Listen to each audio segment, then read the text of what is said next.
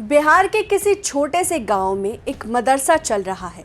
सुबह बच्चे कुरान पढ़ने जाते हैं, साथ में थोड़ी दुनिया की किताबें भी। सरकार हर महीने पैसे देती है ताकि ये चलता रहे। अचानक एक दिन सरकारी अफसर आ जाते हैं। पोर्टल पर सारे नाम डालो, फोटो खींचो, गिनती करो। अब पूरा इलाका चर्चा में है। क्या ये सिर्फ जांच है या कुछ और बड़ा खेल शुरू हो रहा है? क्या बिहार में मदरसों पर असम जैसा तूफान आने वाला है? क्या सरकारी पारदर्शिता लाना चाहती है या फिर मुस्लिम समुदाय को निशाना बना रही है? सबसे बड़ा सवाल, ये सारा विवाद शिक्षा सुधार के नाम पर राजनीति तो नहीं बन गया? नमस्कार, आप देख रहे हैं वाइब इन बिहार झारखंड। मैं हूं आपके साथ सुहानी मलिक। बिहार सरकार ने हाल ही में एक बड़ा कदम उठाया। सभी सरकारी सहायता पाने वाले मदरसों और संस्कृत विद्यालय को आदेश दिया गया कि अपने छात्रों, शिक्षकों, कर्मचारियों की पूरी डिटेल ई शिक्षा कोष पोर्टल पर अपलोड करें। साथ ही जिला प्रशासन को उन संस्थानों का भौतिक सत्यापन भी करना है, मतलब जाकर खुद देखना कि स्कूल सच में चल रहा है या सिर्फ कागजों पर। सरकार का कहना है कि ये पारदर्शिता लाने के लिए किया जा रहा है। बहुत सारी शिकायतें आ रही है कि कुछ मदरसों में फर्जी नामांकन हो रहे हैं, बच्चे नाम पर है लेकिन क्लास में नहीं आते, या फिर कुछ टीचर जो सिर्फ सैलरी लेते हैं लेकिन काम नहीं करते। इसलिए पूरा रिकॉर्ड डिजिटल होना है। दोस्तों, बिहार में 1900 से ज़्यादा मदरसे सरकारी पैसों से चल रहे हैं। इनका बोर्ड से मान्यता है और हर साल वेतन, बिल्डिंग, किताबें आदि के लिए पैसे मिलते हैं। अगर ये पैसे सही जगह नहीं लग रहे तो टैक्स पेयर का पैसा बर्बाद हो रहा है। इसलिए सरकार ने ये कदम उठाया है, लेकिन मुद्दा ये है कि ये जांच सिर्फ सुधार के लिए है या कुछ और है। जैसे ही ये आदेश जारी हुआ, विपक्ष, कुछ मुस्लिम संगठन एक्टिव हो गए। उन्होंने इसे असम मॉडल से जोड़ दिया। याद है ना, असम में हेमंत शर्मा की जो सरकार है, उन्होंने सरकारी मदरसों को बंद करने और उन्हें नॉर्मल स्कूल में बदल दिया था। उन्होंने कहा था कि राज्य को धार्मिक शिक्षा पर पैसे नहीं खर्च करने चाहिए। अब बिहार में भी वही आशंका जताई जा रही है। लोग पूछ रहे हैं कि क्या ये जांच बाद में मदरसों को कमज़ोर करने या फिर बंद करने की तैयारी है? क्या भविष्य में बड़े बदलाव आने वाले हैं? विपक्ष, खासकर कि आरजेडी, कह रहा है कि अगर सरकार को शिक्षा सुधारना है तो पूरे राज्य के स्कूलों में टीचर्स की कमी, टॉयलेट, बिजली, बेंच जैसी बुनियादी समस्याओं पर ध्यान दें।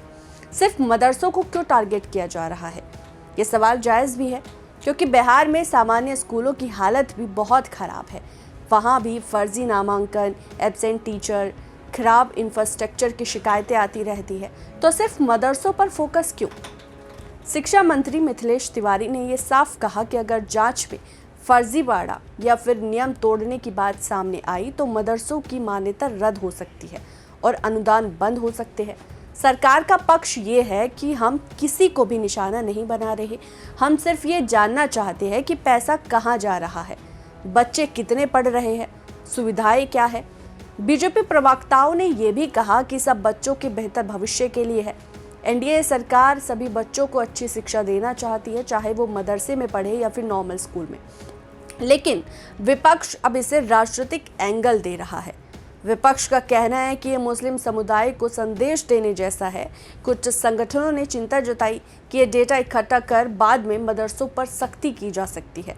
असम में जो हुआ वो अलग माहौल में हुआ था। वहाँ सरकार ने कहा कि मदरसों में सिर्फ धार्मिक पढ़ाई होती है, आधुनिक शिक्षा नहीं। इसलिए उन्हें बंद करने का सामान्य स्कूल बना दिया गया, उनको बंद कर दिया गया। वहाँ बड़े स्तर पर विरोध हुआ, लेकिन सरकार अड़ी रही। बिहार में भी अब सिर्फ जांच हो रही है, बंद करने की बात नहीं। फिर भी लोग डर रहे हैं, क्योंकि बिहार की राजनीति में धर्म और जाति बहुत संवेदनशील मुद्दे हैं।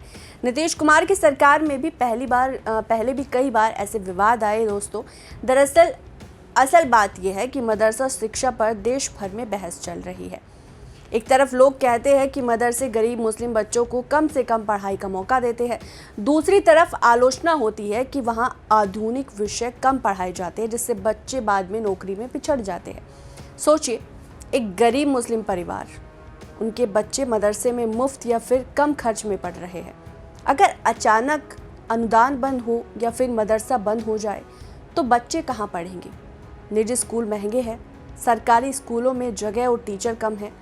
दूसरी तरफ कुछ लोग कहते हैं कि जांच में फर्जी मदरसे बंद होंगे तो असली संस्थान बेहतर चलेंगे, बच्चे बेहतर सुविधाएं पाएंगे। ये बैलेंस बनाना सरकार के लिए चुनौती है। अगर जांच सही तरीके से हुई और सुधार आए तो अच्छा, लेकिन अगर इसे कम्युनल रंग दिया गया तो तनाव बढ़ सकता है।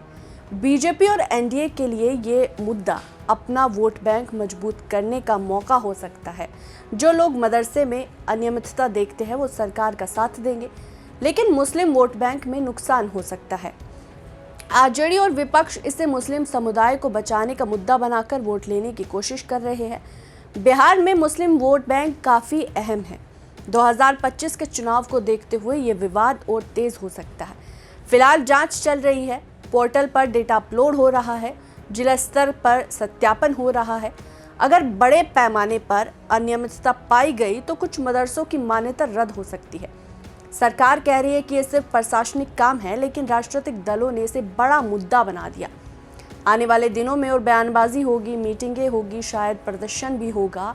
सबसे ज़रूरी ये है कि बच्चों की पढ़ाई प्रभावित ना हो, चाहे मदरसा हो या स्कूल हो, शिक्षा सबसे ऊपर होनी चाहिए। दोस्तों, शिक्षा किसी भी समाज की नींव होती है। अगर मदरसों में सुधार होता है तो मुस्लिम बच्चों का भविष्य बेहतर बनेगा, लेकिन अगर ये राजनीति बन गया तो नुकसान सिर्फ बच्चों का होगा। ये कहानी अभी जारी है। क्या सरकार पारदर्शिता ला पाएगी? क्या विपक्ष इसे कम्युनल मुद्दा बना देगा, या फिर दोनों पक्ष समझौता कर बच्चों के हित में काम करेंगे? आप क्या सोचते हैं? कमेंट में ज़रूर बताएगा। और अगर आपको वीडियो पसंद आया हो तो इस वीडियो को लाइक करें, शेयर करें और सब्सक्राइब करना ना भूलें। मिलते हैं अगले वीडियो में, तब तक के लिए नमस्कार।